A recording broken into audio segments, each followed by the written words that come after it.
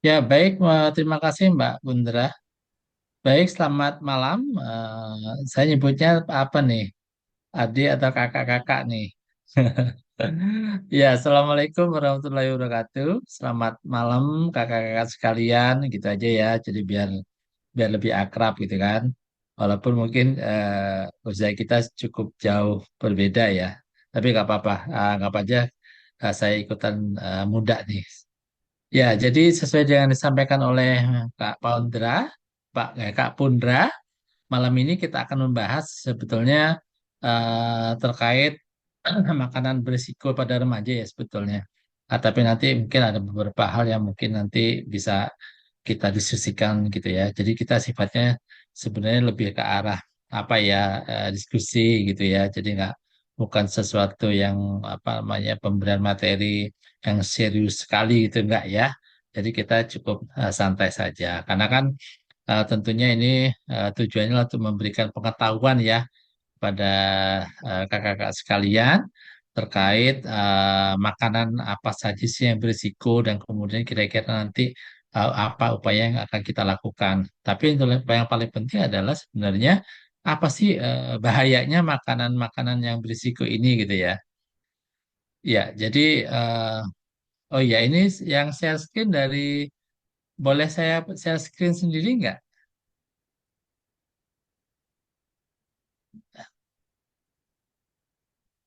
Oke,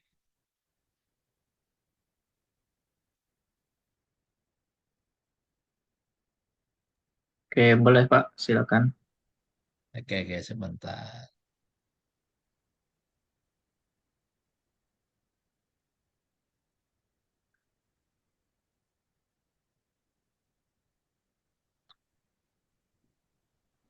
Sudah terlihat ya? Oke. Ya, jadi sebetulnya kenapa sih kita kok fokus kepada remaja gitu ya? Dan apa namanya ya dari kemarin tentunya banyak hal yang kita diskusikan ya semuanya terkait remaja gitu ya. Nah, yang pertama tentunya remaja itu kan kalau kita kelompokkan sebenarnya juga masuk kelompok usia produktif gitu ya. Walaupun remaja itu kan dari umur berapa remaja itu definisinya. Ada yang tahu yang disebut remaja itu berapa sih umurnya? 15 sampai berapa? Atau 12 Saya tahun? Atau 13? Ada yang tahu? Coba silakan. ada di komentar itu Pak, 13 sampai 25. 13 sampai 25. Jadi Itu ada batasan yang tulis komen tuh iya, Pak. ya banyak sekali ya tergantung referensinya. Nah, itu Tapi ada kurang 10, lebih yang 24. dikatakan remaja itu sampai 18 tahun gitu ya atau 20 tahun gitu kan. Ya, tergantung definisinya mau mengacunya kemana, ngacu ke WHO kah, ngacu ke Indonesia misalnya atau mungkin pemerintah lain, tapi yang jelas kita ngacunya ke WHO ya. Tuh, jadi remaja itu sebagai agent of change itu yang paling penting ya. Jadi sebagai agent of change yang dia akan membawa sebuah perubahan gitu ya, perubahan tapi yang lebih yang ke arah yang baik ya itu dimasuk sebagai usia produktif. Kenapa? Karena usia produktif itu antara 15 sampai 64 tahun. Nah, itu bicara usia produktif. Nah, kemudian remaja adalah sebagai investasi bangsa. Itu juga penting. Kenapa? Karena nanti kita bicara eh, bonus demografi nih nanti belakangan ya. Nah, itu sebagai investasi masa depan ya untuk generasi selanjutnya. Jadi masa depan Indonesia itu nanti tergantung dari remaja yang ada sekarang gitu. Karena apa? Seperti kita ketahui Indonesia emas tahun 2045. Kenapa kita katakan Indonesia emas 2045? Karena di tahun 2045 itu kita akan mendapatkan namanya bonus demografi. Apa itu bonus demografi? Adalah bahwa nanti pada tahun 2045 sekitar 70% itu penduduk kita itu masuk usia produktif gitu ya. Gitu. Jadi usianya antara 15 sampai 64 tahun itu 70% dari seluruh total penduduk. Nah, apabila si apa namanya remaja yang sekarang ini kualitas SDM-nya tidak baik, maka untuk tahun 2045 nanti SDM yang kita dapat ya tidak memberikan keuntungan sama sekali buat bangsa dan negara ini. Jadi tidak cerdas, tidak berkualitas gitu ya. Tapi yang penting ketika bicara SDM, itu yang harus kita ingat bahwa SDM kita itu harus unggul, kuat, berkualitas, berakhlak, dan berkarakter. Itu. Jadi jangan pinter aja nggak masih kurang gitu ya. Tapi kalau dia harus tadi ya unggul, kuat, berakhlak, berkualitas, berakhlak, dan berkarakter. Itu. Itu yang paling penting. Nah, oleh untuk mencetak semua itu tentunya ya harus remaja yang sekarang ini harus mempunyai tadi yang saya katakan tadi harus unggul, gitu ya. Harus kuat, berkualitas, berakhlak dan berkarakter. Nah, apabila SDM yang sekarang ini kualitasnya nggak bagus, ya jangan berharap nanti 2045 kita akan memperoleh bonus gitu. Bukan bonus yang kita peroleh, tapi malah apa namanya ya menjadi beban gitu kan. Jadi misalnya kualitas apa namanya kecerdasannya rendah misalnya. Mau jadi apa nanti? Bagaimana kita bisa bersaing dengan negara-negara lain ketika kualitas SDM kita menjadi gak bagus atau rendah gitu kan. Kemudian produktivitas gitu kan. Contoh sekarang ya kita bicara Indonesia tentunya permasalahan kesehatan juga cukup banyak ya, tapi nanti saya akan jelaskan. Intinya apa bahwa remaja ini adalah sebagai investasi untuk kita meraih Indonesia Emas 2045. Ya, dengan ditunjukkan dengan bonus demografi yaitu sekitar 70% penduduk Indonesia itu adalah apa namanya memasuki usia produktif 19 sampai 64 tahun ya. Nah, kemudian ini tadi saya sampaikan. Nah, ketika bicara nanti penduduk 2045, sekarang ini hasil sensus penduduk 27,9% adalah untuk dari generasi Gen Z. Jadi Gen Z itu adalah kelahiran tahun berapa Gen Z? Tak ada yang tahu Gen Z itu kelahiran tahun berapa? Tahun 97 sampai 2012 gitu kan. Itu kira-kira Gen Z. Kalau yang saya itu masuknya mana saya itu? Saya itu maksudnya apakah Gen X, Gen milenial? Saya maksudnya adalah Gen X ya, karena saya kelahiran 1972 gitu kan. Jadi Gen Z itu adalah kelahiran antara 65 ya, 65 sampai 80. Itu maksudnya adalah Gen X gitu ya. Nah ini, jadi hampir sepertiga penduduk Indonesia itu adalah Gen Z. Ya di tangan kakak-kakak sekalian inilah masa depan Indonesia ini yang penentunya gitu kan. Kalau kakak-kakak ini nanti manusia tidak unggul, tidak kuat, tidak sehat gitu ya, artinya tidak berkualitas, maka jangan berharap 2045 kita akan mendapat tadi saya sampaikan bonus demografi. Sehingga apa namanya kenapa remaja itu sangat penting karena ini gitu ya.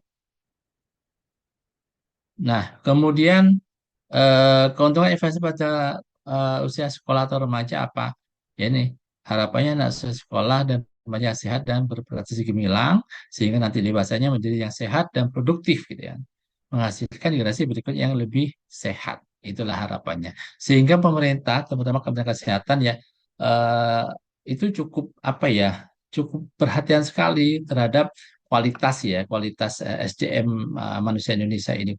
Nah, itu ditunjukkan kenapa? Ditunjukkan dari kita mulai sekarang eh, masalah stunting. Pasti sudah dengar ya masalah stunting ya. Jadi stunting itu adalah proporsi antara tinggi badan dengan umurnya itu tidak sesuai gitu ya.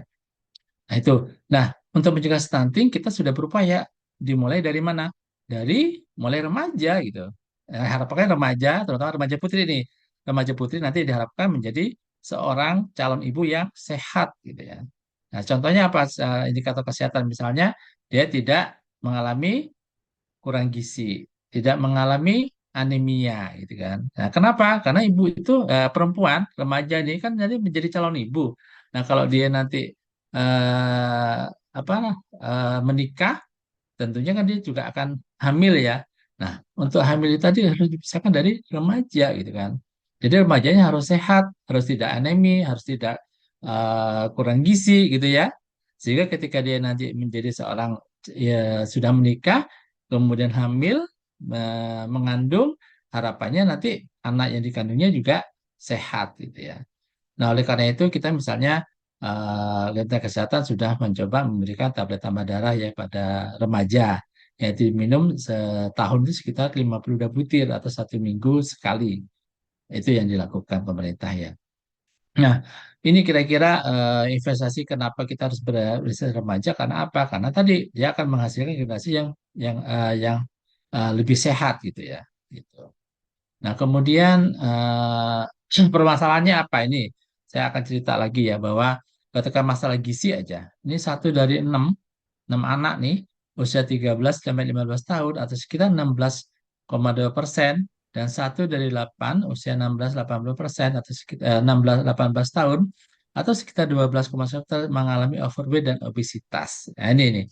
Ya, kan? Jadi ketika bicara masalah gizi sebenarnya nggak hanya jadi masalah gizi atau malnutrisi itu tidak hanya bicara gizi kurang, tapi apa kekurangan gizi, tapi juga termasuk kelebihan gizi. Jadi di Indonesia itu sekarang permasalahan gizi itu sudah bukan double lagi nih.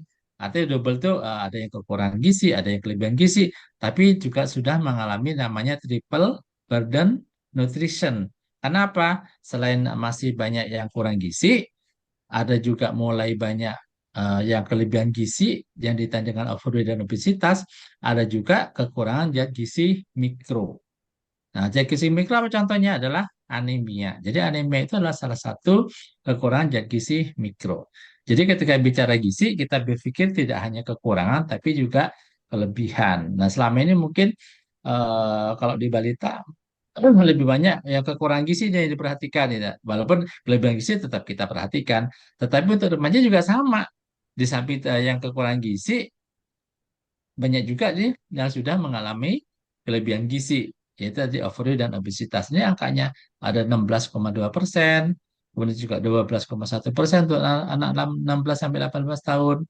Nah, kemudian sebanyak 14,7% yang usia 19 tahun dan 22% usia 24 tahun itu mengalami overweight dan obesitas. Jadi cukup tinggi juga, baik di bawah apa namanya 10 tahun maupun di atas 10 tahun gitu ya.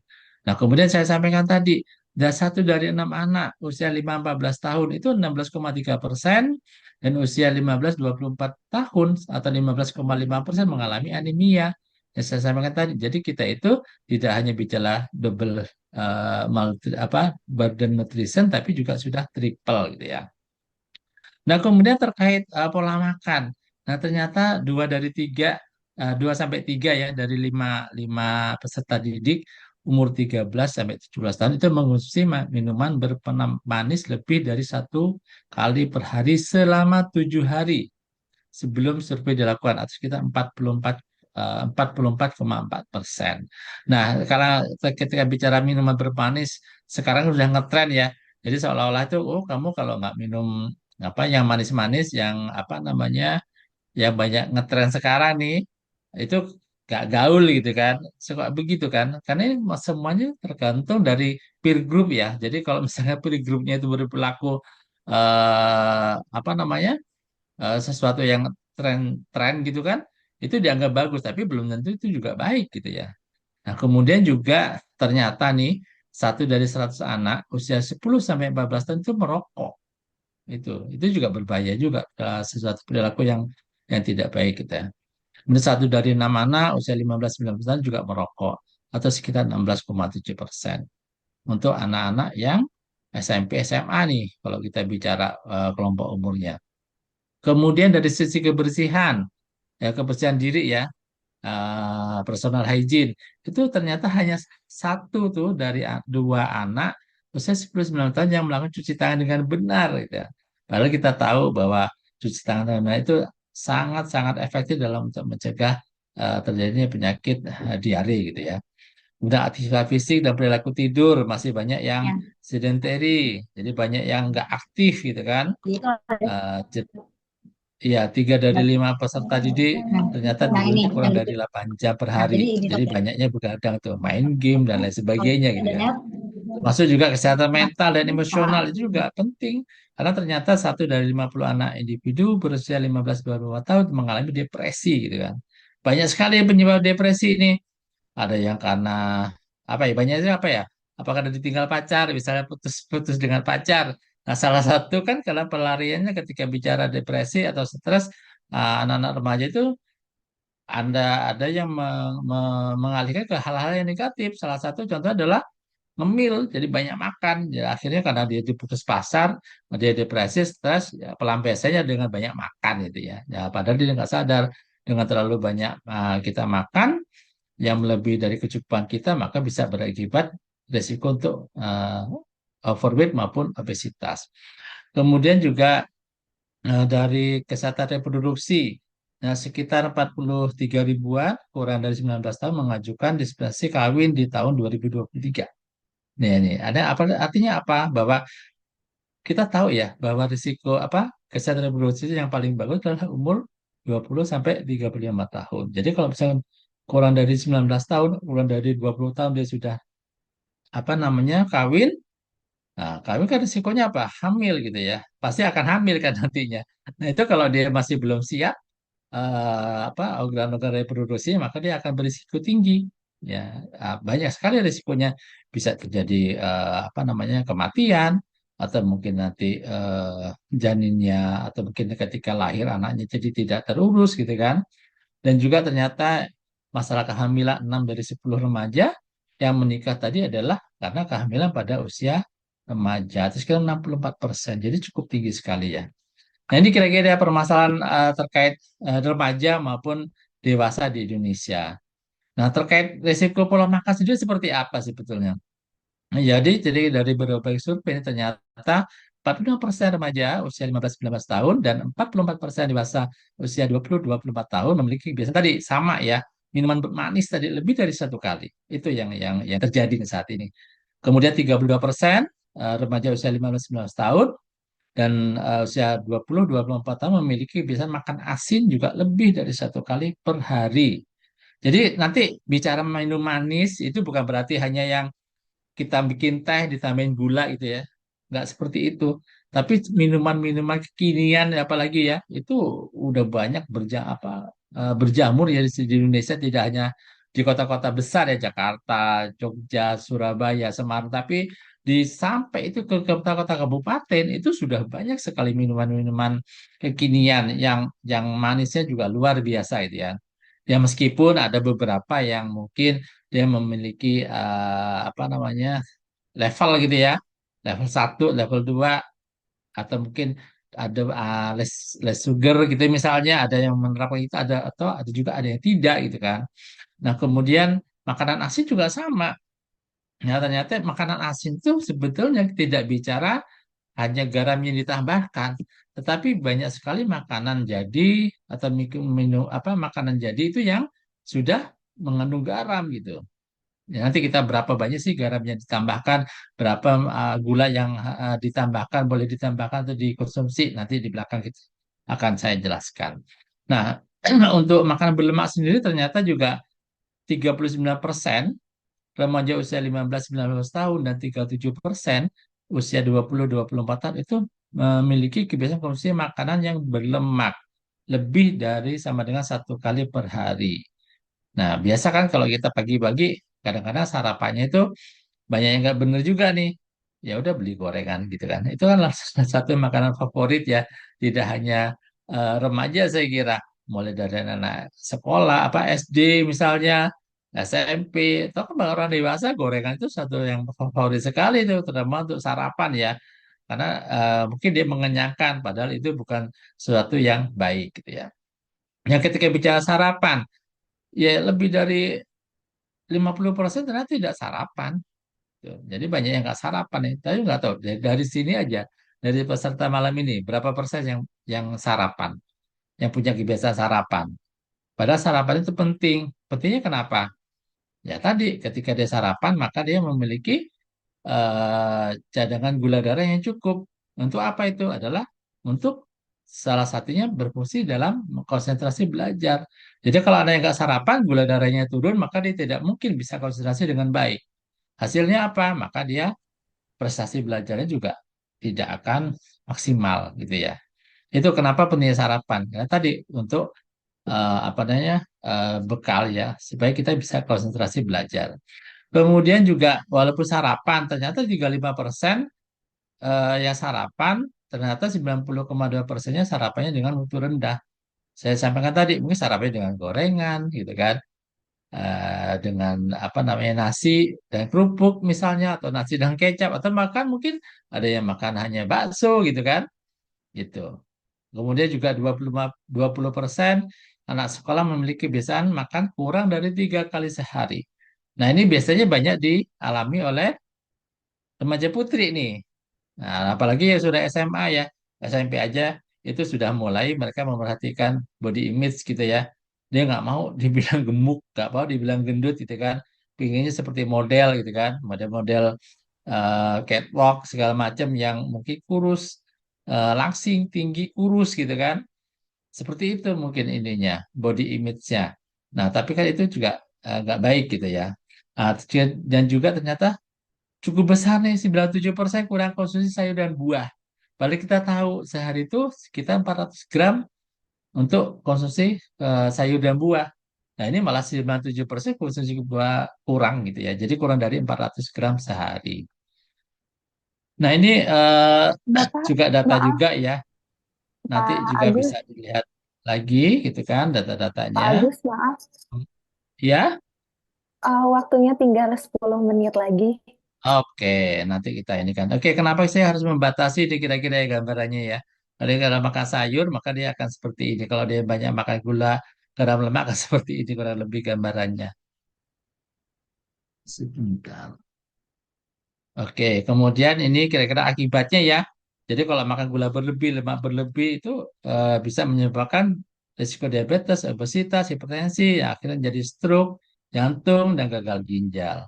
Ini kira-kira akibatnya, ini sama ya saya kira sama ininya bahayanya ya baik gula, garam dan lemak. Nah, apa sih kira-kira yang harus kita lakukan dengan memenuhi 10 pesan gizi seimbang? Mungkin kemarin sudah disampaikan ya pada hari Senin oleh Bu Hera terkait 10 pesan gizi seimbang. Nah, mungkin yang lebih penting lagi di sini nih. Kalau kita bicara 10 gizi seimbang, maka anjuran berapa banyak sih gula garam lemaknya? Jadi gambar ingat adalah G4, G1, dan L5. Artinya apa? Bahwa anjuran konsumsi gula per orang per hari itu ada 10% dari total energi atau sekitar 200 kilokalori atau setara dengan 4 sendok makan orang per hari. Jadi artinya 50 gram per orang per hari. Ya, ini adalah konsumsi gula ya, bukan yang gula yang ditambahkan. Jadi sehari itu baik yang ditambahkan, baik yang sudah ada di makanan minuman itu sekitar 50 gram kebutuhan apa yang anjurannya tidak boleh lebih dari 50. Nah, untuk garam bagaimana? Garam itu G1, artinya apa? Anjuran konsumsi garam adalah sekitar 2000 miligram natrium atau setara dengan 1 sendok teh. Artinya apa? 1 sendok teh itu sehari. Padahal kita tahu kalau kita jajan bakso nih, berapa garamnya? Wah, lebih dari mungkin ada yang setengah sendok teh atau bahkan ada 1 sendok teh mungkin gitu ya. Nah, itu sudah melebihi dari yang dianjurkan, yang apa batasannya. Lemak berapa? Lemak itu sekitar 20 sampai 25%, kurang lebih berapa ini? Jadi 5 sendok makan per orang per hari. Ini adalah lemak seluruh ya, bukan hanya yang ditambahkan. Misalnya kita makan gorengan, kita makan nasi goreng, di sayuran segala macam itu totalnya hanya boleh 5 sendok makan. Nah, kira-kira ya. Ini kira-kira ilustrasi ini. Satu bungkus mie instan itu mengandung sekitar 34 sendok teh garam. Kemudian satu gelas minuman bersoda itu sekitar 2,5 sendok makan gula. Apalagi satu potong donat itu sekitar 1,5 sendok makan gula. Jadi dari makan sini aja sudah terpenuhi nih sehari ini. Kalau kita makan 4 potong, berarti kan sudah melebihi nih dari yang seharusnya. Karena seharusnya adalah 4 sendok makan nih kebutuhan gulanya. Nah, ini kira-kira rekomendasi WHO-nya ya. Jadi bukannya kita ngarang, tapi kita juga rekomendasi mengacu ke global. Ini kan sekitar 10% ya. Bahkan kalau bisa di bawah 5% gitu ya. Kemudian ini pentingnya tadi sudah saya sampaikan untuk GGL, gula, garam, lemak. Tadi masih ingat rumusnya? G4, G1, dan L5. Gitu ya. Nah, ini kebiasaannya juga yang harus dihindari. Nah, jangan sering konsumsi fast food gitu kan dan makan olahan. tidak sarapan apalagi nih. Kalau nggak sarapan nanti siangnya sudah jajan bakso dan jajan segala macam tuh yang nggak sehat gitu ya. Maka secara berlebihan dan makan terlalu cepat.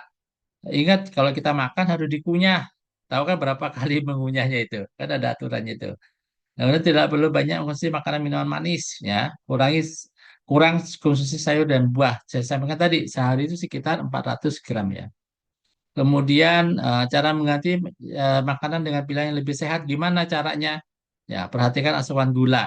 Kendalikan asupan garam, pilih lemak yang sehat, makan sehat secara teratur dan perlahan, perbanyak konsumsi air putih. Jadi sehari jangan lupa 8 gelas sehari ya untuk air putih. Kemudian gizi seimbang saya kira ini kemarin sudah dijelaskan ya, ada 4 pilar, harus beraneka ragam, perilaku hidup bersih dan sehat, mempertahankan dan memantau berat badan normal, dan jangan lupa melakukan aktivitas fisik minimal 30 menit sehari. Apakah itu jalan kaki, atau lari, atau jogging, atau olahraga lainnya minimal adalah 30 menit sehari. Gitu ya. Nah, isi piringku, jadi kira-kira berapa banyak sih porsinya? Itu sesuai dengan gambaran yang diisi piringku. Kemarin juga saya dijelaskan ya, mengenai pentingnya sayur dan buah seperti apa, karena dia sayur penting sumber vitamin ya, dengan mineral, dan juga yang penting adalah sayuran apa? Serat. Nah, serat itu penting buat remaja supaya untuk proses pertumbuhan vitamin mineral, serat itu penting untuk proses pertumbuhan pencegahan penyakit. Jadi kalau misalnya kita banyak makan serat, maka nanti saluran pencernaan kita juga baik dan juga penting juga untuk mencegah ini apa ya apa namanya serat halusnya ya terutama ya halusnya itu sangat penting bagi kesehatan. Ini kira-kira porsinya sehari saya sampaikan tadi sekitar 3 sampai 4 porsi per hari, sedangkan buah itu 2 sampai 3 porsi per hari. Ini kenapa kok sarapan itu penting? Tadi sudah saya jelaskan secara ini ya sekilas ya tadi. Ini kira-kira datanya, kenapa kok penting sih? Ini loh kira-kira hasil risetnya juga sudah ada. Dan yang penting lagi adalah label. Jadi nanti kakak-kakak sekalian, kalau kita mau beli makanan olahan nih, udah dibaca dulu berapa sih kandungan gulanya. Jadi sekarang sudah prepare ya, bisa minuman manis. Berapa tuh satu satu porsi, satu botol. Ada yang 90, ada 120. Jadi pilihlah yang paling rendah. Bahkan sekarang teh botol aja sudah ngeluarin yang non sugar gitu ya. Karena sekarang tergantung demand nih. Kalau demandnya sekarang banyak yang nggak suka sugar, maka perusahaan-perusahaan nggak akan dia ngeluarin yang minuman manis. Tapi karena sekarang kan masih suka banyak yang manis, sehingga masih laku tuh. Tapi kalau misalnya nanti kakak-kakak sekalian sudah dapat pengetahuan bahayanya GGL, maka sudah harus berperilaku berubah tuh. Jangan suka yang minuman yang manis-manis, jangan suka yang asin-asin makanan gitu ya. Sehingga dalam milih minuman harus selektif sekarang. Baca labelnya, kandungan kalorinya tinggi nggak ini? Kandungan garamnya tinggi apa enggak itu? Nah, nanti pemerintah juga akan berupaya untuk memberikan labeling untuk makanan yang jadi. Kalau sekarang kan yang makanan olahan tuh pabrikan, ada labelnya. Nah, untuk yang makan siap saji, nanti juga akan dibuat seperti itu. Sehingga nanti kita tahu oh, berapa banyak sih kalorinya, gitu kan, berapa banyak garam gula dan lemaknya. Ya, ini contohnya ya, label yang ada di kita. Berasa berapa gulanya per serving, gitu-gitu kan. Saya gulanya ini lebih dari 54 gram, atau dia lebih dari 2000 miligram, maka sudah jangan sampai dipilih itu makanan-makanan seperti itu gitu ya. Nah, kalau di sekolah jadi kita harusnya ada kantin sehat. Jadi kalau jajan itu nggak boleh sembarangan lagi. Dengan ada kantin sehat, maka dia sudah berupaya menyiapkan bahan makanan makanan yang sehat, yang tidak tinggi gula, tinggi garam dan tinggi lemak. Bahkan ada sekolah tuh di Jawa Timur saya lihat dia tidak boleh ada soft drink. Jadi ada minuman bersoda di situ di sekolah itu. Aturannya seperti itu. Sehingga remaja sekarang, apa anak sekolah yang ada di sekolah itu sudah mempunyai perilaku hidup yang sehat, lebih sehat gitu ya. Ya kesimpulannya bahwa pola makan sehat adalah kunci untuk mencapai gaya hidup sehat, terutama bagi remaja yang sedang dalam masa pertumbuhan. Membatasi konsumsi gula, garam, dan lemak dapat membantu mengurangi risiko masalah kesehatan seperti obesitas, diabetes, dan penyakit jantung dan penyakit degeneratif lainnya. Dengan mengganti kebiasaan makan yang tidak sehat dengan pilihan yang lebih bergizi dan seimbang, maka remaja dapat menjaga kesehatan tubuh dan energi untuk mendukung aktivitas sehari-hari mereka. Ya, kurang lebih demikian yang bisa saya sampaikan. Mudah-mudahan pengetahuan ini sedikit pengetahuan ini bisa memberikan pengetahuan sehingga bisa merubah sikap dan perilaku remaja, kakak-kakak sekalian nih, dan remaja pada umumnya nanti untuk bisa menjadi lebih baik. Terima kasih. Wassalamualaikum warahmatullahi wabarakatuh. Waalaikumsalam warahmatullahi wabarakatuh. Wah, sekarang kita jadi tahu ya, jadi masalah kesehatan remaja nih ternyata cukup banyak ya, Pak ya. Nah, sekarang kita Iya, juga tahu ternyata gula, garam, lemak itu harus dibatasi. Gula tadi berapa? Cuma boleh 4 sendok makan. Garam 1 sendok teh dan lemak 5 sendok makan. Saya ucapkan terima kasih banyak kepada Bapak Agus atas pemaparannya sungguh sangat menarik banget nih Pak. Jadi kita nambah insight, nambah wawasan, dan jadi kita semakin paham gimana sih caranya menerapkan pola makan yang sehat ya untuk kehidupan sehari-hari gitu. Dan kita juga tahu nih ternyata pola makan yang kurang sehat itu bisa berdampak besar pada kesehatan. Nah, untuk teman-teman, ini juga jangan lupa ya nanti untuk isi daftar hadir pada link berikut ini. Silahkan untuk teman-teman bisa mengisi daftar hadir.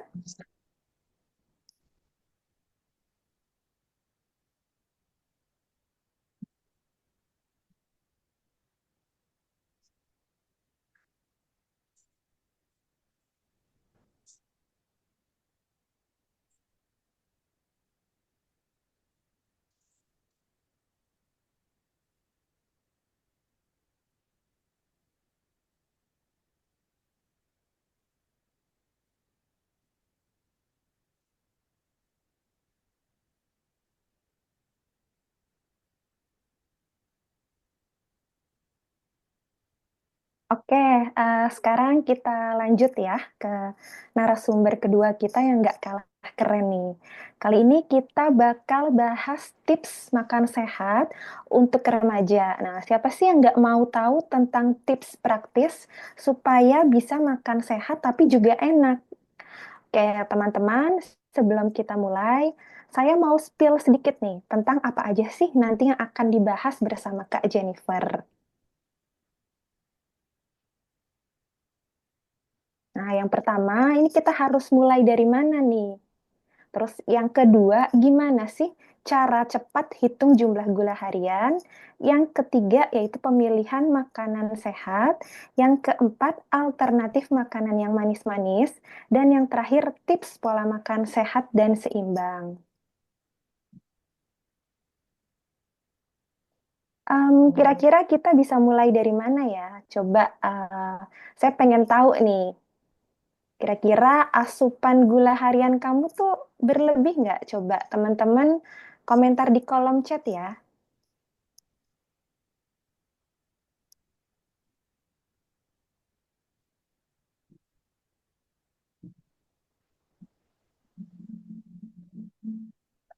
Tadi kan sebelumnya sudah dijelaskan oleh Pak Agus.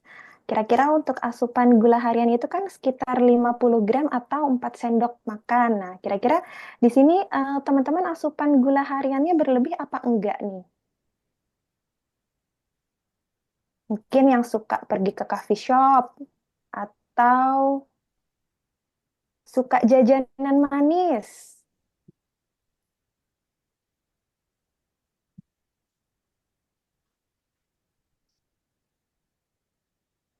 Nah, ini dari Kak Arya Maulana Bogor. Masih berlebih nih, Kak. Hehe. Terus Kak Afifa berlebih kayaknya, Kak. Nah, coba ya nanti kita dengar nih penjelasan dari Kak Jennifer dan tanpa berlama-lama lagi, langsung aja kita simak waktu dan layar kami persilahkan.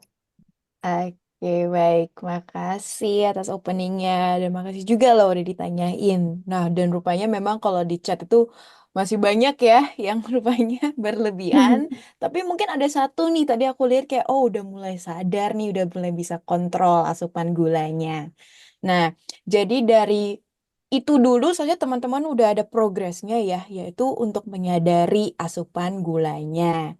Nah, tapi jadi selain berarti kita harus tahu dong berapa sih yang kita makan dan apa aja dan bagaimana kita melihat suatu makanan atau minuman itu gulanya tinggi atau enggak. Dan seharusnya itu udah di-share ya oleh Pak Agus tadi itu dari label makanan. Nah, coba mungkin boleh next slide-nya. Nah, label makanan atau bisa lihat dari informasi nilai gizi. Nah, ini source-nya di semua makanan atau minuman kemasan yang mungkin aja teman-teman suka di sini ya. Itu pasti ada di sini. Coba nanti dicek ya, habis webinar ini teman-teman cek aja. Dan biasanya itu kalau minuman itu ada di bagian belakangnya. Nah, ada di belakang-belakangnya itu adalah informasi nilai gizi. Dan disitulah teman-teman bisa lihat gulanya berapa, kalorinya berapa, dan mungkin kalau minuman bersoda natriumnya berapa. Soalnya natrium itu juga harus kita batasin ya, nggak hanya gula aja. Nah, tapi lebih detailnya lagi mungkin next. Nah, ini salah satu tips teman-teman bisa lakukan secara langsung untuk menghitungnya dan untuk membacanya. Soalnya banyak orang salah sangka nih. Mereka melihat, oh, contohnya nih, kalau teman-teman belum, mungkin aku belum share, mungkin banyak pikir, oh, satu minuman ini gulanya cuma 27 gram. Oh, berarti masih aman dong ya, kan maksimal 50 gram gitu. Nah, padahal, ups, oke. Nggak apa-apa. Nah, padahal nih kalau teman-teman lihat tadi, itu ada bagian takaran sajiannya nih. Nah, takaran sajiannya tuh, itu jadi nggak hanya dalam satu minuman, berarti bukan 27 gram aja, tapi seharusnya mungkin harus dikali lagi. Gitu. Coba mungkin kita lihat secara langsung nih, angkanya gimana. Nah, contohnya di sini ya. Jadi bisa lihat di informasi gizinya ini, itu dalam satu kaleng atau satu botol, itu aslinya 1,5 sajiannya. Jadi gulanya berapa nih? Gak hanya 27 gram, tapi 27 harus dikali dari 1,5-nya. Gitu. Dimana totalnya itu adalah 40,5 gram gula per botol soda. Jadi teman-teman bayangin nih, kalau misalnya lagi panas banget, lagi gerah, oh pengennya minum manis mulu. Dan rupanya nggak hanya satu aja, tapi 3 kali sehari gitu. Jadinya seratusan lebih gitu, 121, even di sini 121,5 gram gula yang teman-teman konsumsi. Jadi memang agak berlebihan ya. Jadi semoga setelah ini teman-teman udah bisa menghitung dan mungkin lebih mindful ya sebelum kita beli minuman manis, dicek dulu nih informasi nilai gizinya. Kalau aku minum satu botol ini gulanya berapa sih? Nah, itu bisa menjadi step pertama. Oke, mungkin next. Nah, dan yang kedua itu adalah pemilihan makanan yang lebih sehat untuk tubuh. Dan nah pastinya ini kalau misalnya dianggap sebagai cerita ya, contohnya teman-teman lagi udah selesai sekolah nih, udah selesai kelas kuliah dan lain-lain. Oh, panas banget, pengen minum yang seger-seger gitu. Oh ya udah deh, aku cek ke minimarket atau ke warung gitu. Oh, ada nih minuman manis. Eh, tapi karena tadi teman-teman udah bisa membaca informasi lagi sih, gulanya rupanya tinggi banget. Nah, step keduanya bagaimana? Kita carilah pilihan yang lebih sehat gitu. Dan salah satunya itu bisa dengan gula yang lebih rendah jumlahnya. Dan itu apa aja tuh dan bagaimana kita bisa pilihnya?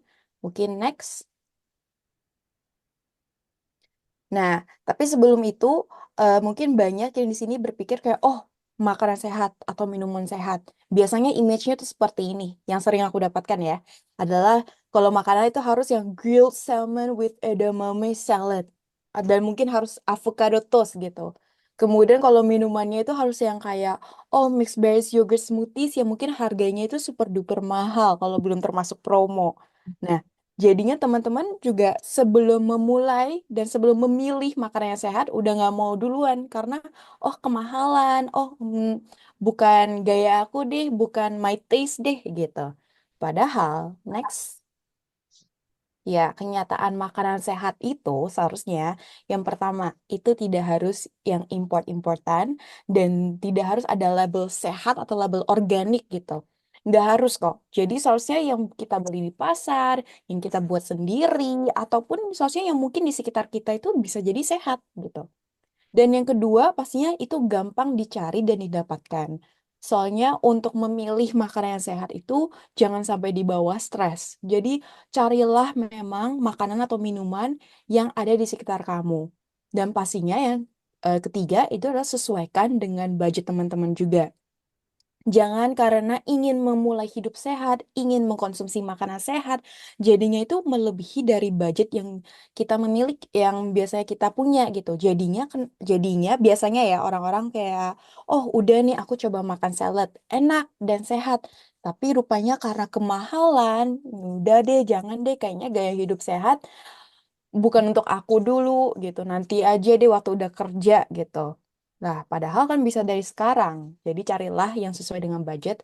Dan juga yang terakhir adalah pengolahan yang tepat. Walaupun jujur aku percaya di sini juga udah tahu ya bahwa bagaimana pengolahan tepat itu mempengaruhi makanan tersebut. Tapi pernah nih, walaupun dia itu sebagai joke aja ya, yaitu Kak, dia nanya, Kak, sayur sehat ya kan? Harus dikonsumsi secara gizi seimbang dan banyak. Saya jawab, iya betul kok sayur sehat. Oh Kak, kalau gitu bakwan sayur yang isinya semua sayur, oke dong, sehat dong. Boleh aku makan setiap hari dan banyak gitu.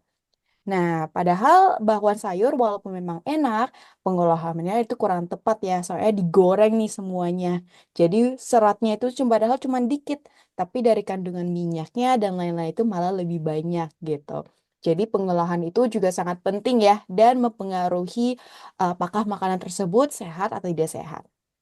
Oke, mungkin next. Nah, tapi ingat tidak ada satu jenis makanan yang sempurna. Dan seharusnya itu tadi sudah dijelaskan oleh Pak Agus juga bahwa sangat penting untuk mengkonsumsi makanan yang beraneka ragam dan bervariasi. Nah, salah satu alasannya karena ini. Karena tidak ada satu jenis makanan yang memiliki semua kandungan gizi. Sangat penting untuk kita untuk memix dan match eh, makanan kita dan dimasuki ke diet kita supaya kita mendapatkan dan menyerapi semua kandungan gizi yang diperlukan untuk remaja terutama yaitu untuk pertumbuhan dan juga perkembangan. Oke, dan seharusnya ya teman-teman kalau mengikuti tadi tumpeng gizi seimbang gitu ya dan 10 pesan yang gizi seimbang tadi, saya teman-teman udah aman sih. Oke, mungkin next tadi. Oke. Seharusnya ini singkat-singkat aja ya tapi alternatif makanan yang manis-manis. Karena memang jujur, je, sebagai sesama Gen Z, ya, saya juga tahu bahwa untuk menahan diri nggak makan manis-manis itu susah. Apalagi kalau misalnya lagi stres nih, gitu, pengen banget yang manis-manis. Atau enggak lagi yang panas, pengen banget nih minum yang manis dan seger gitu.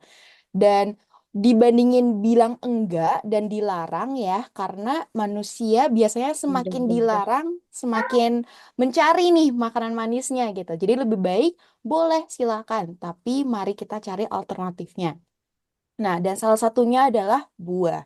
Karena kenapa? Buah itu salah satu makanan yang sudah secara alami memang rasanya manis, tapi selain itu dia juga mengandung vitamin, mineral, dan juga serat.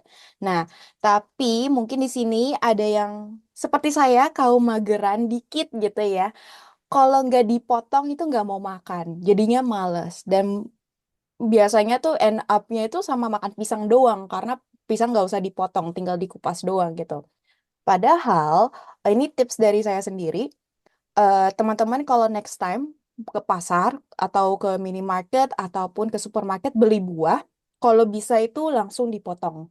Langsung dipotong dan ditaruh di kotak makan.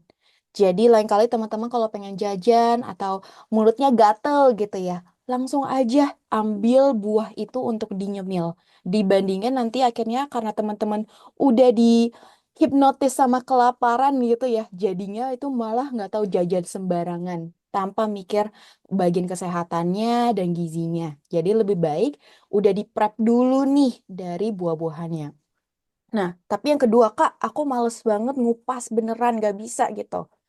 Ya, syukurnya nggak tahu teman-teman di sekitar sekolah, di sekitar kampus, ada di sekitar tempat kerja gitu ya.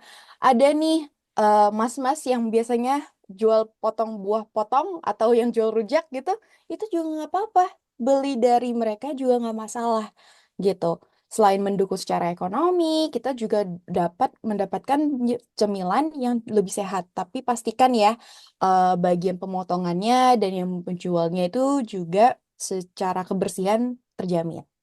Oke, dan yang kedua adalah frozen fruit. Nah, ini secara pribadi salah satu favorite saya juga karena kalau lagi panas dibandingin makan es krim, jadinya itu makan buah beku gitu.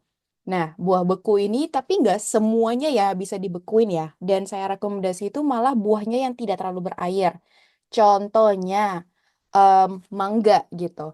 Mangga kalau teman-teman coba bekuin sendiri, yang pastikan dipotong dulu ya, dipotong, dikupas, dipotong, dan kalau bisa itu dipotong dengan ukurannya yang kayak seperti dadu gitu. Nah, dan waktu teman-teman mau makan, itu dikeluarin bentar dari kulkas, dari freezer gitu, dikeluarin bentar ya sekitar 1 menit. Nah, itu sausnya teksturnya itu udah bisa langsung dihap, nggak terlalu keras. Jadi enak juga dan seperti es krim jadinya, tapi at the same time memiliki vitamin, mineral, dan serat. Nah, dan alasan lain nih, kenapa kalau gitu Kak, buah-buahan yang lain yang terlalu yang berair nggak apa-apa dong. Sausnya nggak apa-apa. Cuma dari pengalaman saya, contohnya kalau membekuin semangka potong gitu ya. Waktu keluar itu agak keras, jadi agak susah makan. Makanya ini dari pengalaman saya sendiri, kalau bisa buah yang kalau mau di frozen yang tidak terlalu berair. Bukan tidak terlalu berair ya, lebih tepatnya kandungan airnya itu tidak terlalu tinggi. Karena contohnya kayak semangka atau buah naga, kandungan airnya itu bisa capai 90% ya dari buahnya. Oke, kemudian yang ketiga pastinya dari segi minum-minumannya. Minumannya kalau bisa ya jus dan smoothies. Ini teman-teman bisa buat sendiri, pastinya lebih oke atau enggak beli. Soalnya sekarang juga banyak ya yang jual jus atau smoothies di luar. Nah, tapi tipsnya kalau bisa pesannya itu jangan karena dulu waktu saya kuliah banyak yang pesen, mereka bilang ngakunya itu minum jus karena sehat, tapi rupanya jusnya itu ditambah dengan SKM, susu kental manis gitu. Oh, gulanya makin tambah dong ya. Atau enggak, memang ditambah gula lagi. Wah, luar biasa gitu. Dan sedangkan buahnya itu cuma dikit aslinya. Nah, jadi makanya kalau bisa SKM-nya itu mungkin kita cut off, kita jangan pakai dulu dan gula kalau perlu banget ya boleh aja di request. Bu, boleh nggak gulanya sedikit aja, setengah aja gitu. Mulai dari situ dulu aja udah luar biasa. Nah, dan kalau misalnya udah mau level up lagi nih teman-teman, boleh aja kita tambahin pisang sebagai pemanis. Karena teman-teman tahu ya, udah pernah coba, udah sering, kalau udah yang sering makan pisang nih, pisang itu sangat manis. Dan kalau ditambahin di jus atau di smoothies, itu biasanya menjadi pemanis yang luar biasa gitu. Dan terutama, biasanya kalau saya, pisang itu favorite-nya itu strawberry sama pisang. Nah, ini untuk teman-teman, untuk tips aja. Oke. Kemudian next. Nah, jadi tadi ya udah tahu nih mulai dari mana. Nah, dari tadi kita sadari gulanya itu bagaimana kita hitungnya, kemudian bagaimana untuk memilih makanan yang mungkin lebih sehat dan minumannya, dan yang ketiga tadi adalah alternatifnya. Nah, tapi selain ketiga tersebut, overall kita harus mengaplikasikan itu setiap hari. Dan setiap hari itu kita harus makan sehat. Dan sehatnya itu gimana? Adalah gizi seimbang. Nah, walaupun teman-teman, saya percaya udah tahu bahwa sudah kita nggak pakai lagi ya, 4 sehat, 5 sempurna itu sudah kita nggak pakai lagi. Kita sekarang jadinya pakai pedoman gizi seimbang. Dan salah satu nih untuk menyimpulkan dan lebih gampangnya adalah melalui isi piringku. Nah, jadi sosial tadi udah diungkit juga nih oleh Pak Gus, tapi mungkin saya bantu jelasin lebih detail nih. Nah, jadi isi piringku itu anggap secara gampang ya, adalah visual. Visual pedoman secara porsi, secara jenis, apa aja sih yang harus kita makan dan dianjurkan untuk kita konsumsi dalam sekali makan. Jadi, makanya dalam satu piring gitu. Nah, ini sausnya bisa teman-teman aplikasikan kalau makan di rumah atau enggak dibawa bekal atau enggak beli makan siang. Semuanya juga bisa diaplikasikan secara dengan isi piringku ini. Tapi secara singkat dan secara kesimpulan ya, bahwa setengah piringnya itu adalah buah-buahan dan sayur-sayuran. Nah, dan kenapa? Ya pastinya karena buah dan sayuran tadi mengandung vitamin dan mineral dan juga serat. Dan kemudian makanan pokok. Makanan pokok itu gimana, Kak? Ya, nasi, kentang, ubi, singkong itu merupakan makanan pokok.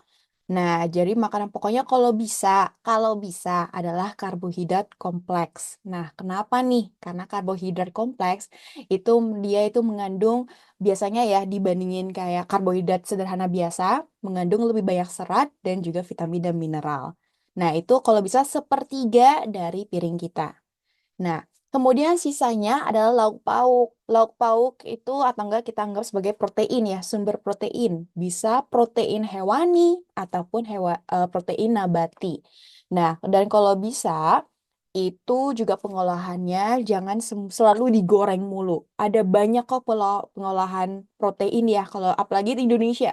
Bisa dipepes lah, mau disopin juga oke, dibakar, dipanggang juga baik. Jadi nggak harus digoreng-goreng mulu gitu. Dan itu adalah seperenam, bener ya, seperenam dari piring kita.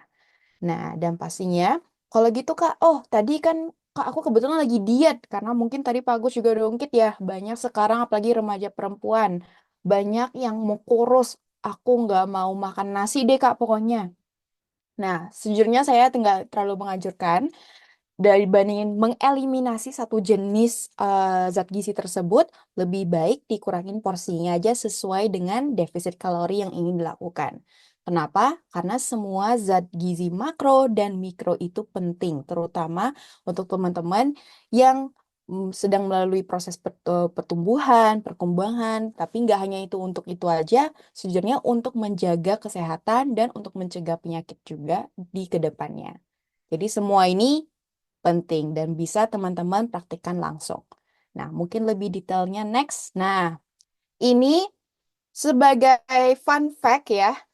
Fun fact, ini sejujurnya piring saya sendiri. Ini beneran saya foto, saya foto dan saya crop gitu. Makanya agak berantakan ya secara porsi-porsiannya. Nah, tapi di sini mungkin teman-teman gak terlalu melihat, itu ada toge. Togenya banyak gitu.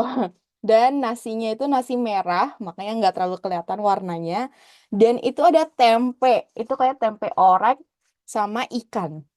Nah, dan ini saya bukan masak, tapi saya beli di warteg gitu. Dan makanya sekarang itu sejujurnya udah didukung ya teman-teman untuk sehat, karena di beberapa wilayah bahkan ada warteg yang memang menjual nasi merah. Itu memang kita harus tambah sedikit ya, tambah 1.000 atau 2.000 kalau nggak salah. Jadi bisa disesuaikan.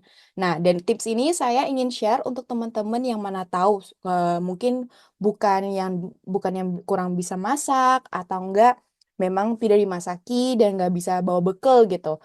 Bisa aja beli kok, nggak masalah dan itu bisa dibuat gizi seimbang. Dan ini tips dari saya cara pesannya. Cara pesannya itu nasinya setengah aja gitu. Karena walaupun dari kitanya udah tahu nih nasinya harus porsinya segini.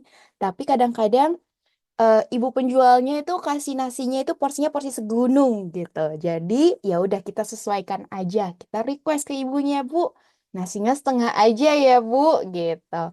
Kemudian sayur, biasanya kalau kita tambah, Bu, saya mau sayur toge itu ya, biasanya dikasihnya cuma sedikit banget gini. Makanya kita boleh, Bu, sayurnya dibanyakin dong, Bu, gitu. Atau enggak sayurnya 2 porsi gitu.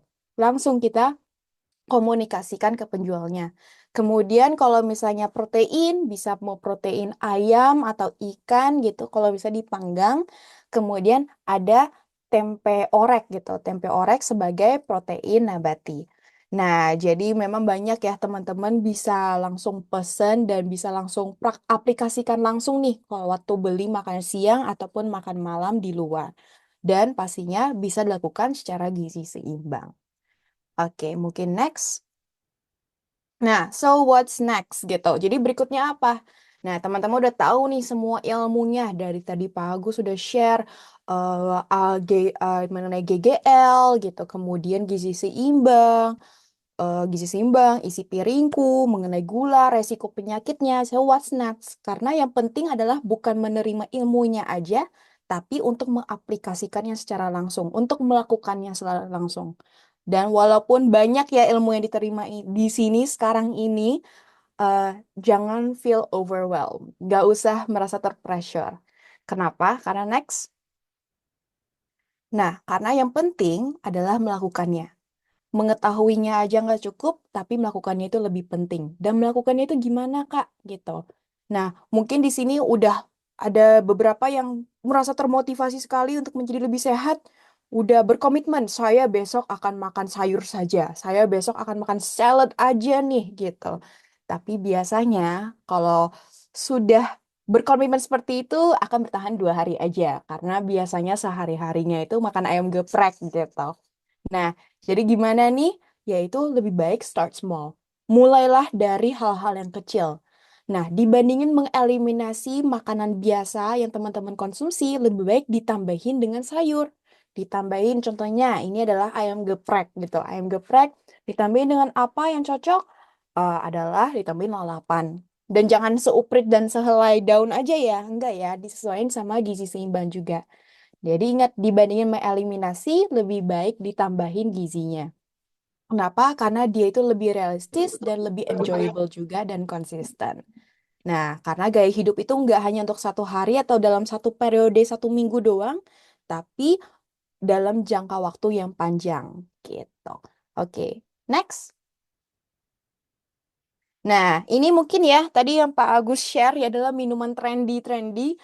Nggak tahu apakah ini masih termasuk trendy atau enggak, karena di masa saya nih trendinya adalah kopi susu gitu. Kopi susu yang mungkin kopi susu gula aren ya.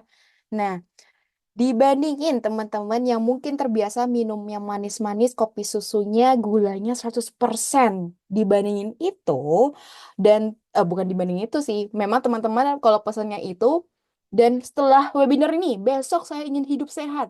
Langsung saya pesen, perlu kopi nih kebetulan. Ice Americano langsung nih gitu. Lah, padahal ice americano-nya rahasianya itu ya, rasanya beda ya, jomplang ya, di mana kopi susu dengan gula itu creamy dan manis, tiba-tiba ice americano, oh pahit ya, kok gini ya? Langsungnya trauma gitu, mungkin teman-teman merasakannya dan balik lagi ke kopi susu. Nah, dibandingin seperti itu gitu ya. Jadi lebih baik teman-teman dari 100% gulanya boleh aja dulu pelan-pelan less sugar, 50%. Nanti pelan-pelan nih teman-teman turunin jadinya 25%. Kemudian nanti kalau bisa, oh no sugar. Nah, kalau misalnya nanti bisa diotak-atik lagi, wah kalau bisa dari menjadi ice americano juga boleh gitu. Tapi yang pasti pentingnya adalah air putihnya gitu. Oke. Nah, jadi step by step aja nih, nggak usah tiba-tiba termotivasi untuk menjadi sehat. Jadi ubah gaya hidup yang dari A menjadi Z langsung ya, pelan-pelan saja. Oke, next. Oh, rupanya sudah berakhir nih teman-teman. Nah, itu aja mungkin dari saya. Semoga membantu dan semoga bermanfaat supaya besok udah langsung nih gaya hidup sehatnya. Terima kasih.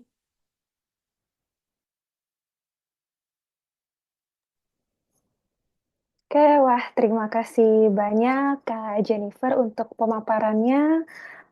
Benar-benar bermanfaat banget ya dan insightful. Dan jadi kita tahu nih untuk tips makan sehat yang bisa langsung kita terapkan, terutama buat kita ya sebagai generasi muda yang pastinya sering banget nih dikelilingi pilihan makanan cepat saji. Nah ini kalau saya baca-baca di kolom chat ada yang komentar nih Kak. Terkait gimana kalau americano saya sebadan-badan tremor nih Kak. Mungkin tadi ya untuk tipsnya, jadi nggak langsung. Jadi bisa beralih dulu dari kopi susu yang awalnya full cream gitu ya, itu bisa dicoba mulai dari less less sugar gitu, baru nanti beralih ke kopi americano gitu. Oke, semoga teman-teman ya, kita semua bisa mulai nih menerapkan pola makan yang lebih sehat dan pastinya gimana sih caranya tadi kan sudah dijelaskan oleh Kak Jennifer, kita bisa tetap makan enak tapi dengan cara yang lebih sehat gitu. Oke, sekarang kita masuk ke sesi yang paling ditunggu-tunggu nih dari teman-teman sekalian. yaitu sesi diskusi dan tanya jawab. Nah, buat teman-teman yang ingin bertanya langsung, silahkan gunakan fitur raise hand atau juga bisa ketik ya di kolom chat dan pastikan untuk pertanyaannya ditunjukkan untuk Pak Agus atau Kak Jennifer. Oke, teman-teman, ada yang ingin bertanya?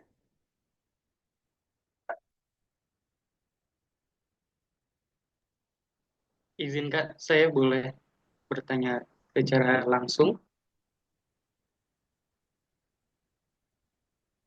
Oke, boleh dengan Kak Nurana atau Fahrezi nih biasanya dipanggilnya. Biasanya dipanggilnya Rana, Kak. Rana, oke. Kak Rana mau tanya apa dan ditujukan ke siapa pertanyaannya?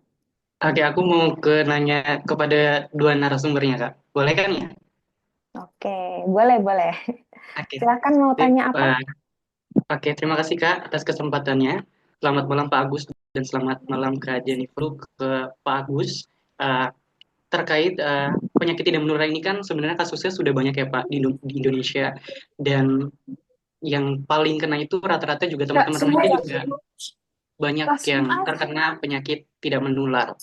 Dan saya ingin bertanya nih Pak, eh, bagaimana strategi pemerintah untuk menekan atau membatasi akses makanan yang tidak sehat di lingkungan sekolah atau lingkungan rumah? Karena tadi sudah di-mention juga oleh Pak Agus bahwasanya di sekolah itu ada kantin sehat. Faktanya di beberapa sekolah yang pernah saya kunjungi dan di sekolah saya sendiri itu di kantinnya itu yang terbilang kantin sehat, di warungnya itu masih menjual snack-snack yang terbilang kandungan gula garam dan lemaknya itu cukup tinggi, Pak. Begitupun dengan di lingkungan sekitar ataupun warung-warung sekitar. Nah, kan tadi katanya ingin ditekan bahwasanya kalau bisa kita konsumsi makan yang sehat, tapi faktanya akses pangan yang lebih sehat di lingkungan yang sebenarnya itu tuh kita masih sulit menemukan makanan yang terbilang cukup sehat, terutama di sekolah dan juga lingkungan sekitar. Mungkin kalau seperti sayur dan buah itu masih kita jangkau di pasar dan lain sebagainya. Tapi kalau snack-snack ini kan lagi booming banget ya Pak. Apalagi sekarang banyak influencer yang memang lagi banyak mempromokan snack-snack yang katanya lagi viral dan rasanya enak gitu, yang menggugah teman-teman remaja itu jadinya tuh mau mengkonsumsi. Dan apakah ada strategi untuk menekan itu Pak? Seperti mungkin kalau saya bisa sarankan ada satu rak yang disediakan di pedagang tersebut yang memang itu uh, apa namanya khusus makanan yang punya logo pilihan lebih sehat yang centang hijau. Nah, tapi kan banyak juga nih Pak teman-teman remaja yang belum teredukasi.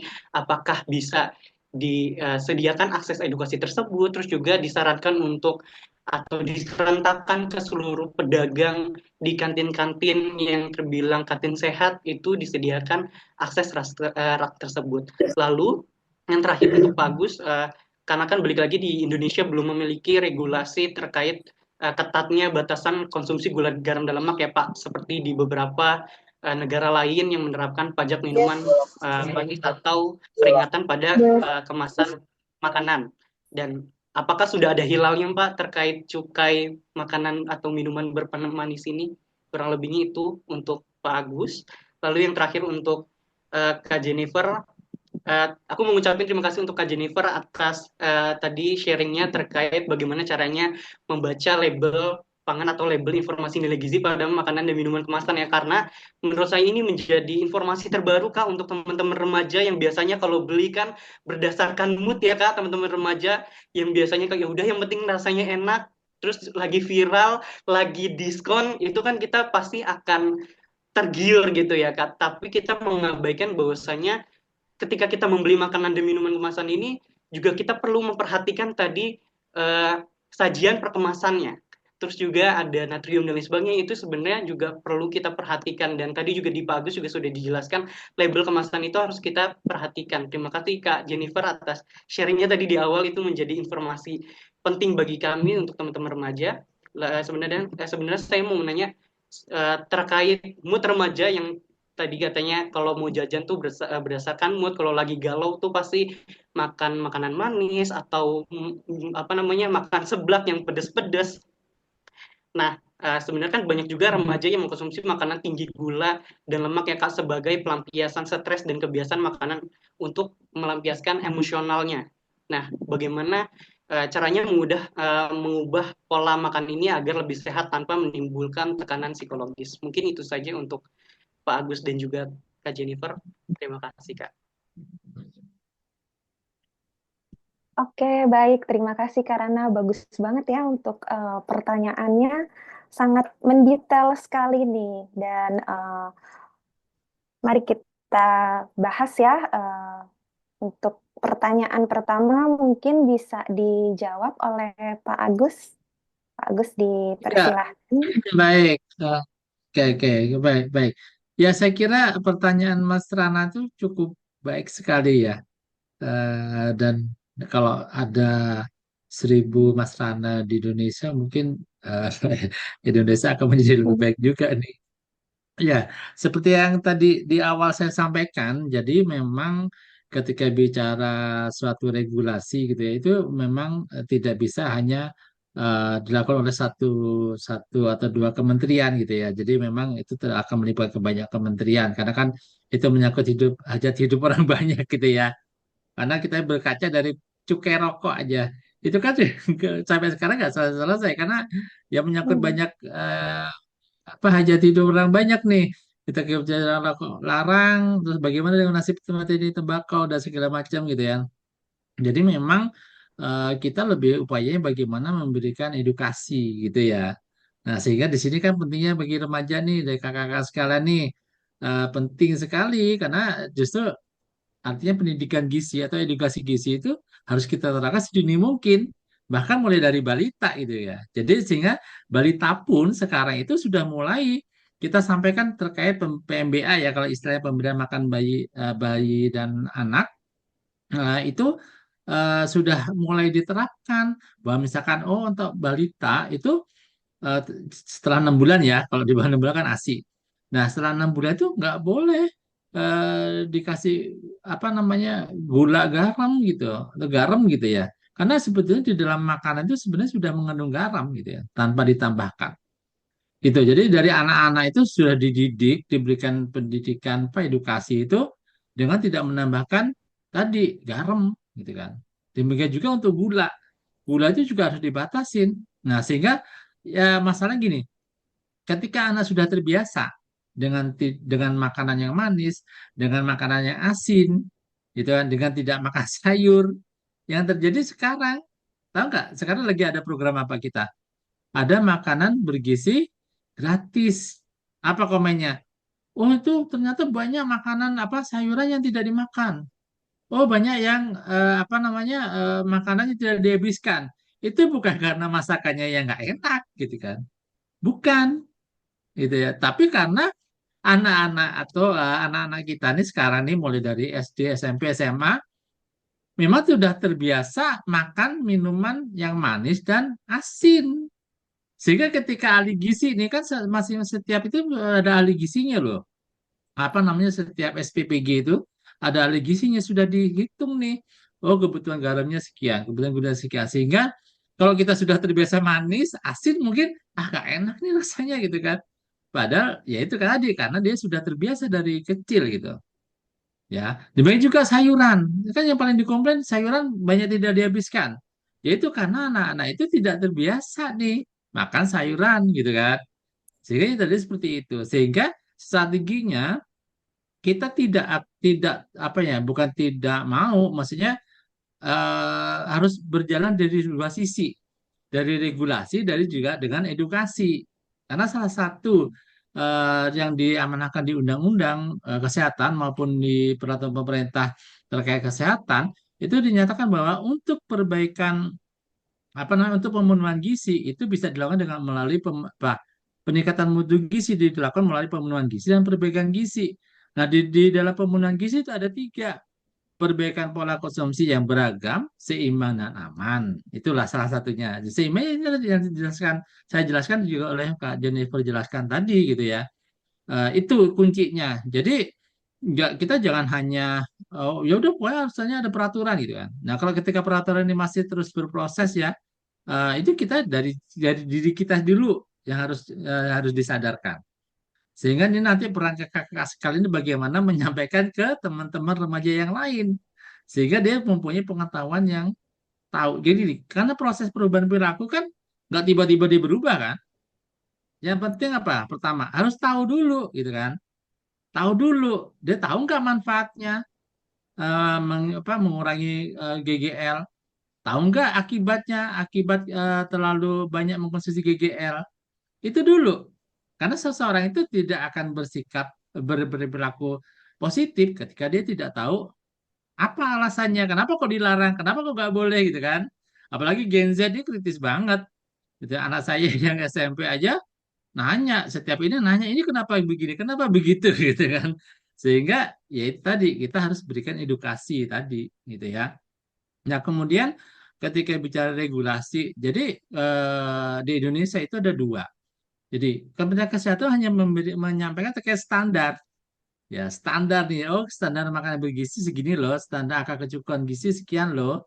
Kebutuhan kalori, protein, gula, garam. Kita hanya standar nih. Nah, tapi begitu eksekusi itu sudah berbeda lagi nih kementerian yang berperan.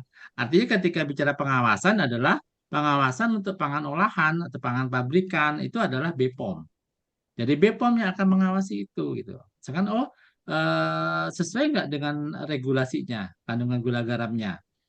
Nah, itu juga bukan sesuatu yang mudah juga nih ketika membatasi gula garam ini kita masih berjuang nih, terutama untuk ke Kementerian Keuangan. Bagaimana cukai tadi, kalau kita sudah ada cukai rokok, kita sekarang ada cukai untuk makanan, minuman tadi yang berpemanis, manis, asin dan berlemak tadi. Jadi nanti akan ada cukainya itu. Jadi kalau misalnya tinggi gulanya tidak lebih dari sana, maka dia akan dikenakan cukai. Tapi itu bukan sesuatu yang mudah juga gitu ya. Nah, untuk yang pangan mentah, pangan segar itu Bappenas tuh, bahkan Badan Pangan Nasional. Nah, kita Kemenkes adalah bergerak di pangan siap saji yang saya sampaikan. Nanti akan ada labeling tuh, labeling berapa gradasi, misalkan ABC atau merah kuning hijau. Oh, kalau merah itu berarti dia tinggi garam, tinggi lemak. Tapi kan sifatnya semua itu edukasi gitu ya. Dan ini juga kita juga tantangannya cukup berat nih dari industri-industri makanan besar-besar. Nah, apa sekarang gini warung, kalau warung kita batasin, nah, gimana tuh kira-kira? Bisa nggak? Sehingga kita sekarang dimulai dari perusahaan yang besar-besar tuh, yang fast food, dengan segala macam restoran yang besar-besar, itu kita mulai berikan edukasi untuk memberikan labeling gitu ya.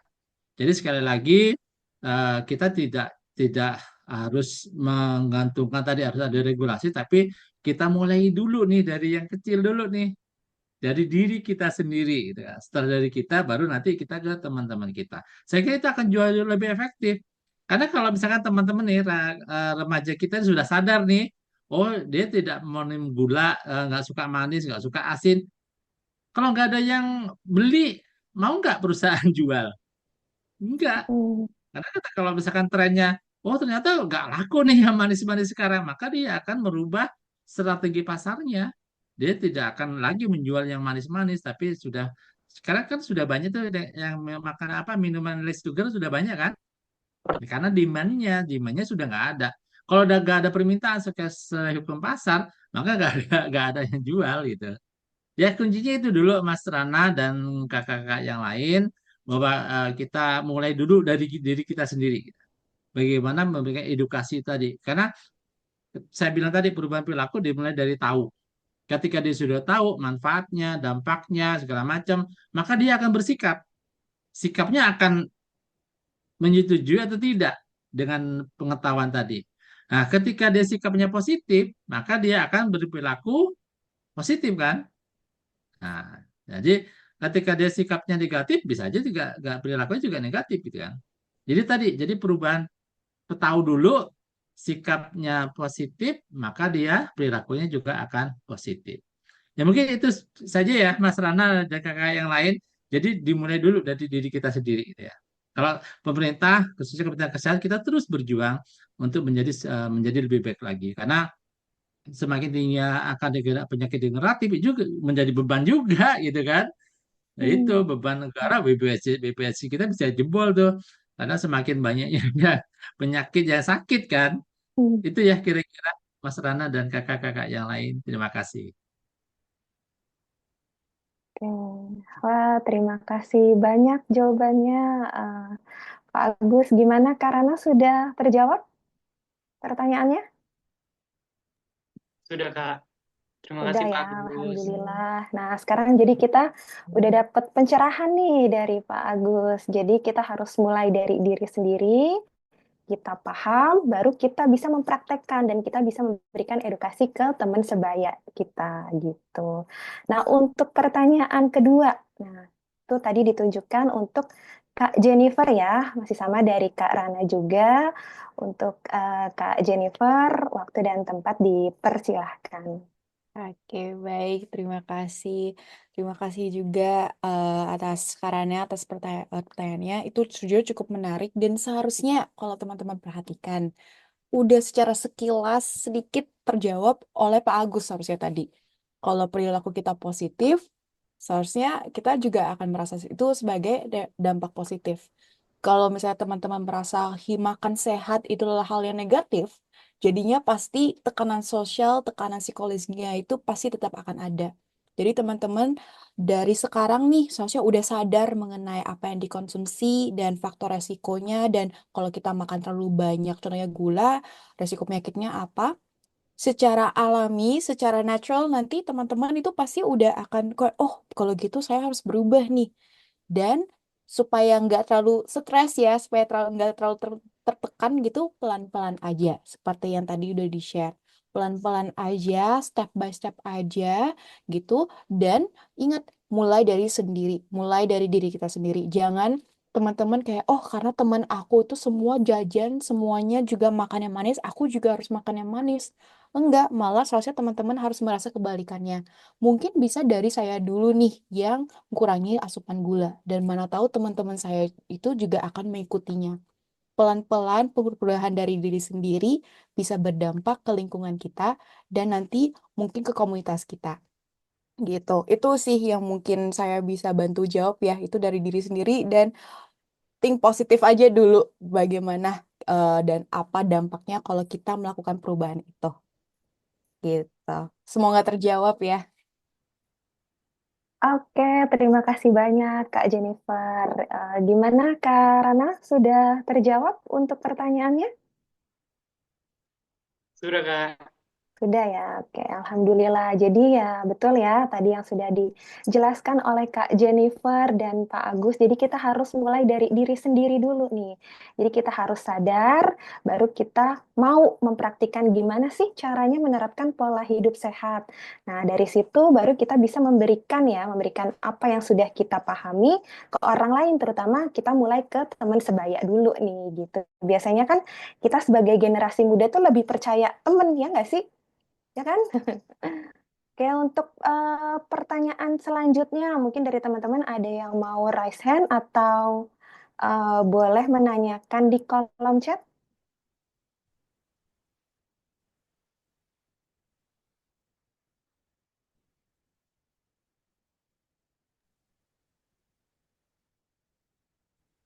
Ayo teman-teman, mungkin ada yang mau raise hand atau masih malu-malu nih.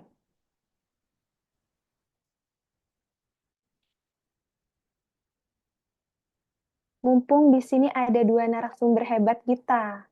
Kapan lagi coba?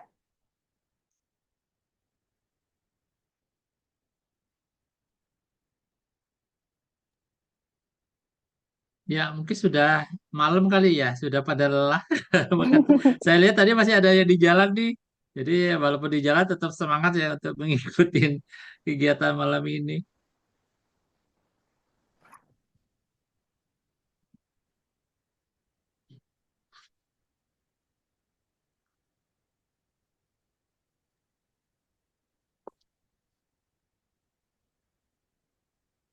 Oh, ini ada yang bertanya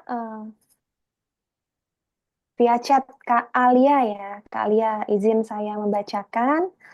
Izin bertanya ya Kak, untuk konsumsi gula dalam sehari 4 sendok makan dalam makanan seimbang sehari dari macam makanan pastinya mengandung gula. Jika kita mengkonsumsi berlebihan, apakah masih bisa disebut gizi seimbang atau tidak? Terima kasih. Untuk Kak Alia, ini pertanyaan ditunjukkan ke siapa?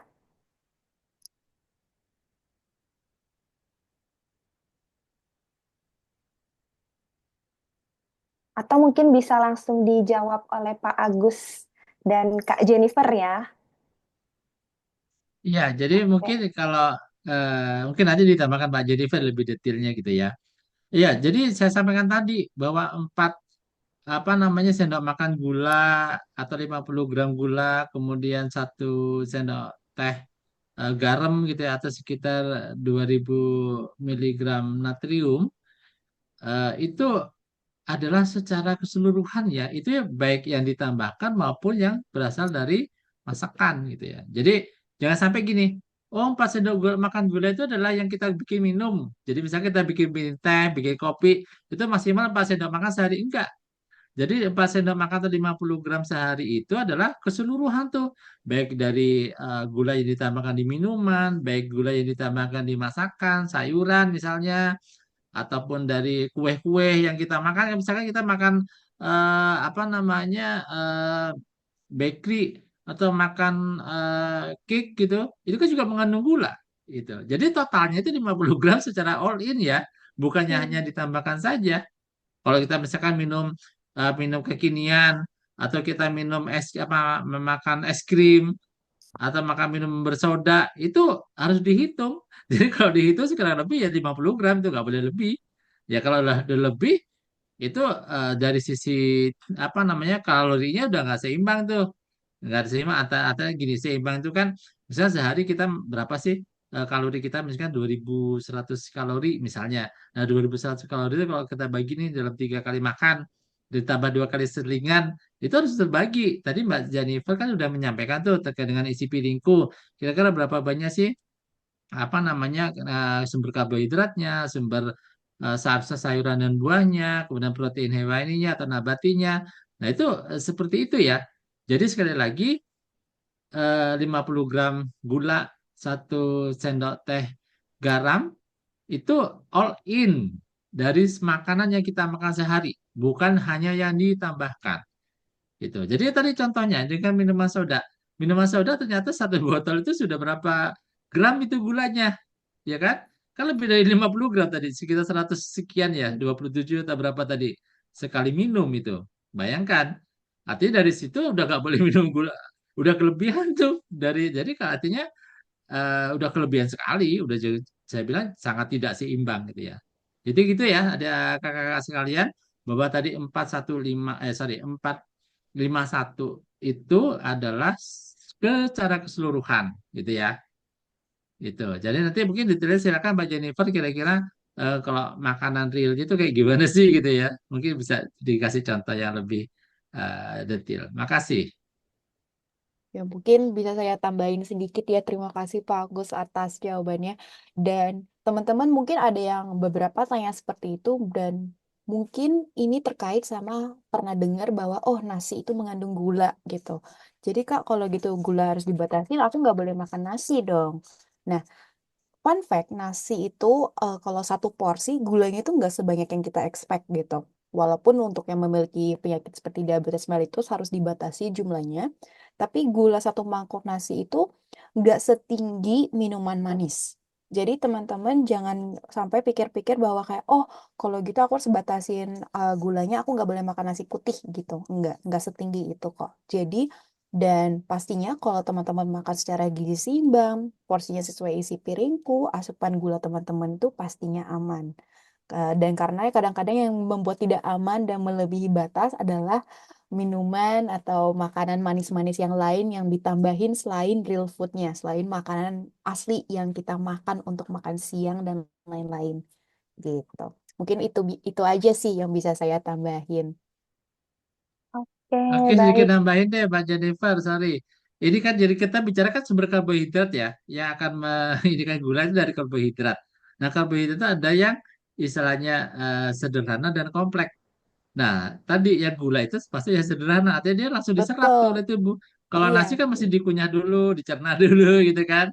Tapi kalau gula sebagai salah satu sumber energi ya dia sederhana. Jadi kalau misalkan minum manis ya udah langsung diserap tuh oleh tubuh gitu kan. Sehingga kayak tadi saya lihat untuk yang penderita diabetes gimana? Nah, diabetes juga nggak boleh langsung, terutama yang sumber karbohidrat sederhana tadi.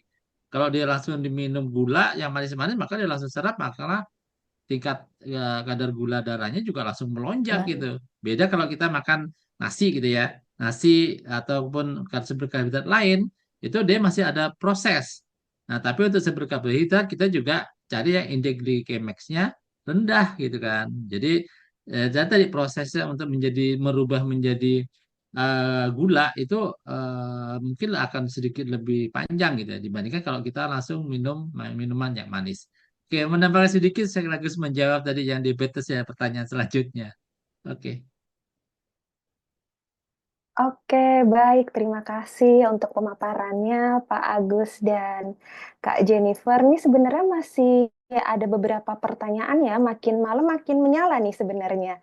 Tapi sayang banget nih, waktu kita nih udah habis. Gimana dong? Nah, jadi untuk teman-teman yang mau bertanya, di keep dulu aja. Nanti teman-teman bisa tanyakan di grup ya.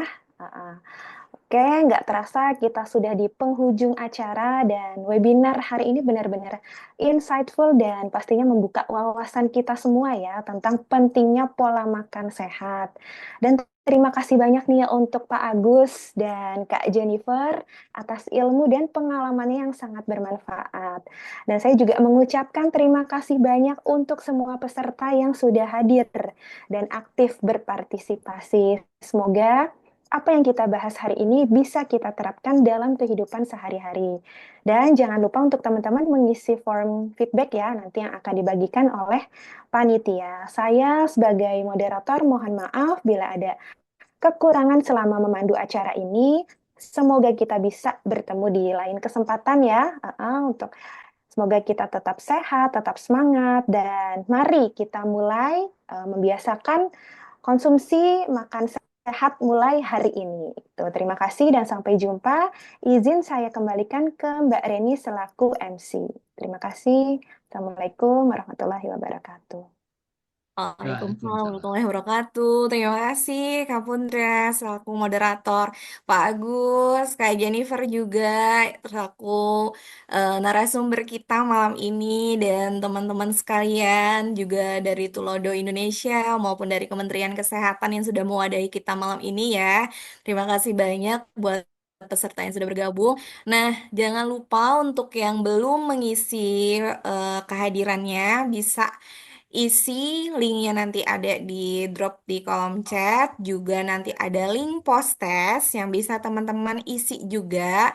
Yang sudah tadi mengisi pretest di awal, sudah selanjutnya diisi lagi untuk post testnya agar nanti bisa kita lihat apakah setelah diberikan pemaparan sharing-sharing ilmu diskusi tadi, apakah ada peningkatan pengetahuan dari teman-teman sekalian.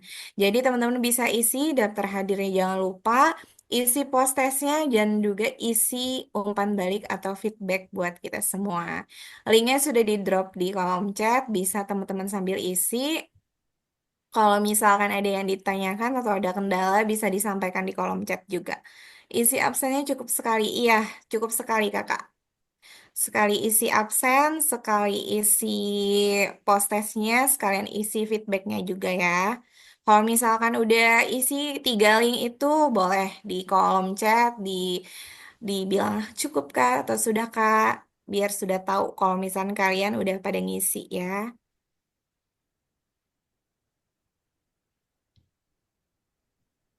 Jadi ada daftar hadir, ada post testnya yang bisa diisi, dan daftar hadir ini cuma bisa teman-teman isi pada saat sesi ini berlangsung. Nanti kalau sudah selesai Zoom, semuanya udah nggak bisa lagi diisi ya. Jadi semoga teman-teman yang malam ini udah bergabung, udah belajar bareng, udah dapet poin juga tadi dari misi, dari kehadiran. Nanti webinar kita untuk sesi si paling memegang ini kan ada 7 ya kalau nggak salah. Semoga teman-teman bisa makin semangat, makin aktif lagi di setiap sesinya. Dan yang sesi malam ini adalah sesi ketiga si paling megang. Boleh sambil diisi daftar hadir, post test sama feedbacknya.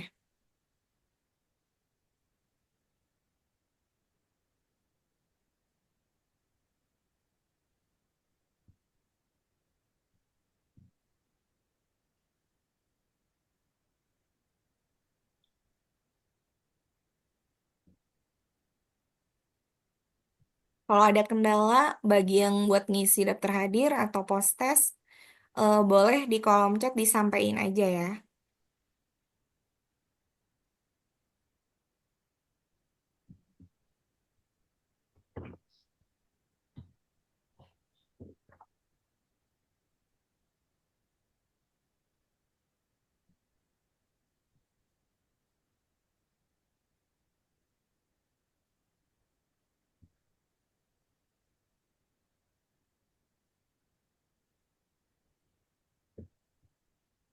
Kalau ada yang udah mengisi semuanya, boleh dong di kolom chatnya bilang kalau udah ngisi.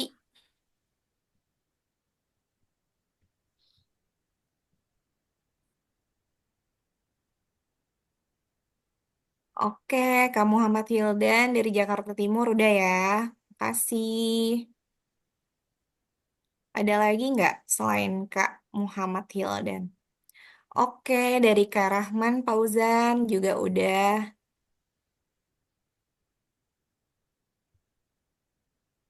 Oke, Kak Arya Maulana dari Bogor. Kak Apipah juga.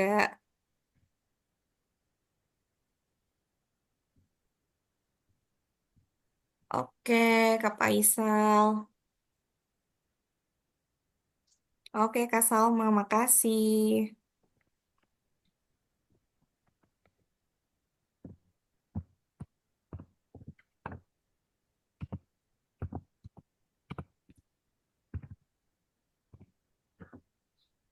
Ya, udah lumayan banyak ya, udah ngisi. Kalau misalkan teman-teman sekalian udah ngisi daftar hadirnya malam ini, udah ngisi post testnya juga, udah ngisi feedbacknya, kita ucapkan sekali lagi terima kasih banyak atas partisipasi teman-teman malam ini.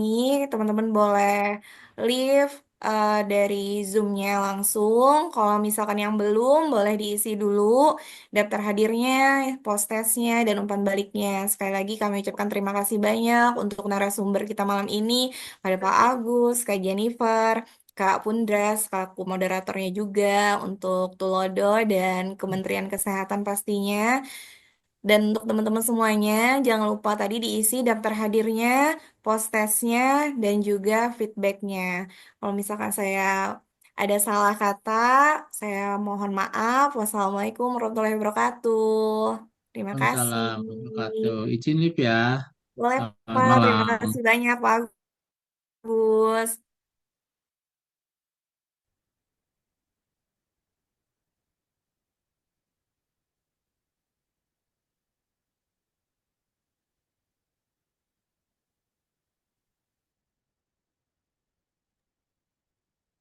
Terima kasih kakak sekalian.